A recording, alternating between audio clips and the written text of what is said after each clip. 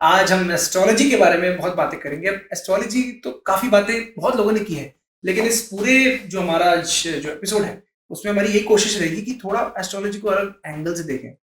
Obviously आपसे better कोई नहीं बता पाएगा, बट सबसे पहला मेरा एक मैं एक सवाल नहीं बोलूँगा, एक इंटरेस्टिंग चीज़ मैंने देखी। मैंने आपकी कुछ वीडियोज़ देखी थी पीछे, आपने कुछ प्रेडिक्शंस की थी, जब इलेक्शंस थे पिछले दिल्ली में, राजस्थान साइड में भी, कौन जीतेगा?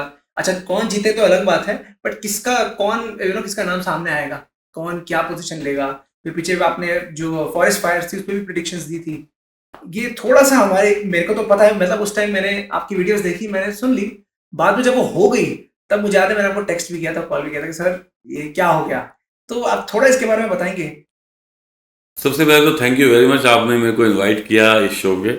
और इनफैक्ट ये बहुत अच्छा लगता है कि जब वैदिक ज्योतिष को हम आज के यूथ के साथ में डिस्कस करते हैं, क्योंकि बड़ा ही इसको एक अंधविश्वास के रूप में ले लिया गया है या डराने वाले साइंस के रूप में ले लिया गया है, जबकि ये एग्जैक्टली पूरा का पूरा साइंस है।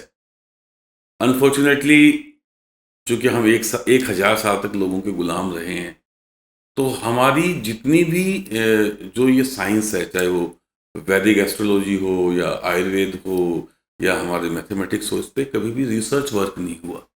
थैंकफुली अब जो गवर्नमेंट आई है वो थोड़ा कुछ कर रही है। तो देखिए, आपने मेरी प्रिडिक्शंस के बारे में भी बोला है, वो बिल्कुल मेरी जगह कोई भी अगर होता जो एस्ट्रोलॉजी को जानता है, स्टूडेंट ही बोलूँगा क्योंकि एस्ट्रोलॉजी को एक जन्म में जानना तो बड़ा मुश्किल काम है, पर कोई भी एस्ट्रोलॉजी को जो अच्छे से जिसने पढ़ा है समझा है, वो कोई भी आदमी प्रेडिक्ट कर सकता है। इसमें कोई बहुत बड़ा चमत्कार जैसे कोई बात नहीं है। और एक बात मैं आपको बता दूं कि ये जो एस्ट्रोलॉजी है जिसे हम ज्योतिष बोलते हैं, है ना, तो ज्योतिष का संधि विषय होता है ज्योति ईश, यानी भगवान की दी हुई ज्योति। जैसा कि मैं अपने सभी पॉडकास्ट में सबको बताता हूं कि जैसे हमारा छठा शास्त्र जो है वो ज्योतिष शास्त्र है। और ये इसलिए है, नॉर्मली लोगों के बीच में ये एक बहुत बड़ी एक भ्रांति है या एक गलत फहमी है। लोग ये समझते हैं कि ज्योतिष का मतलब ये है कि जब समय आएगा तो समय आ जाएगा, आपको कुछ करने की जरूरत नहीं है। देखिए, ज्योतिष इसके लिए है ही नहीं।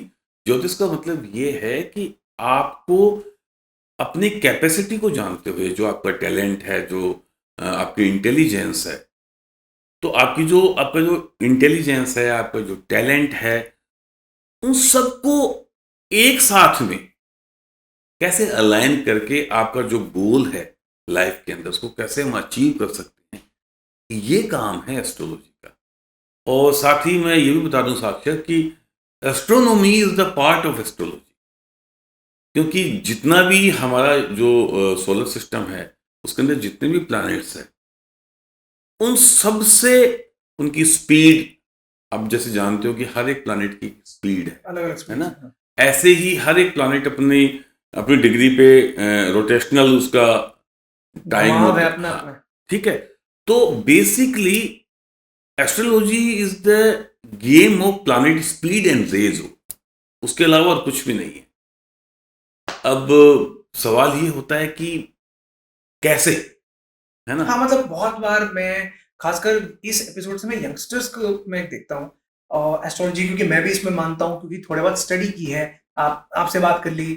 तो एक ही सवाल आता है कि ठीक है, प्लैनेट्स अपनी जगह है, सब समझ आती है, बट किसी प्लैनेट के घुमाव से, किसी के उससे हम यहाँ बैठे हैं, क्या फ़र्क पड़ रहा है? देखिए, प्लैनेट के घुमाव से तो दिन रात हो ही रहे हैं, तो फर्क तो पूरा ही पड़ रहा है। लेकिन मैं आपको समझाता हूं। एक प्लैनेट है जिससे हमारा पहला चार्ट, हुँ। जिसे हम लगन चार्ट बोलते हैं, D1 बोलते हैं, वो सूर्य से संबंधित। अब ये बताइए कि हमारे जीवन में से अगर जो सूर्य देव हैं, अगर हम उनको उनकी किरणों को निकाल दें, उनकी रेज को निकाल दें, तो क्या बचेगा? बचेगी नहीं लाइफ। तो मतलब किसी एक प्लैनेट के, नवग्रह होते हैं, उसमें से एक प्लैनेट की अगर रेज आपके जीवन का होना या ना होना निश्चित कर सकती है, तो बाकी की जो प्लैनेट्स हैं उसमें भी बहुत सारी चीजें हैं, उसके अंदर भी बहुत सारी गैसेस होती हैं, बहुत सारी चीजें हैं, मिनरल्स है। तो उनका डेफिनेटली जब वो अर्थ के ऊपर उनकी डायरेक्शंस, जिस डायरेक्शन से रेज आ रही होती है, उसका जड़ और चेतन मतलब वो जो जीव जंतु है या पहाड़ है या नदी है, सब पे उनका इम्पैक्ट और इफेक्ट आएगा। जैसे सूर्य देव की वजह से दिन रात होते हैं, उनकी वजह से सारी प्रकृति जो है संचालित होती है। ऐसे ही दूसरा प्लैनेट है जिसे हम बोलते हैं चंद्रमा, है ना, मून।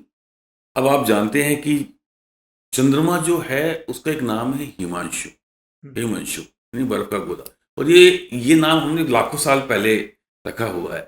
तो अब हम, जैसे हमें मालूम है कि मून के अंदर बहुत सारी जगह के ऊपर -80 के आसपास में टेम्परेचर है, उसके साथ ही साथ में उसके इन डेप्थ में अभी जैसे साइंटिस्ट बोलते हैं कि बर्फ है। तो हर एक प्लैनेट बहुत सारी चीज़ों को रिप्रेजेंट, जैसे चंद्रमा है, वो जितना भी हमारे संसार के अंदर जो वाटर है, यानी जो ओशंस हैं, रिवर्स हैं, उन सबको, पानी को जो है वो चंद्रमा रिप्रेजेंट करता है। माँ, ममता, मन, है ना। तो हमारी बॉडी के अंदर भी 70% वाटर है। तो आप जानते हैं कि जैसे ल्यूनेटिक लोग जो होते हैं, वो फुल मून के आसपास में जो है उनकी एक्टिविटी बढ़ जाती जो मून से रूल होते हैं, मतलब आप है। एग्जैक्टली।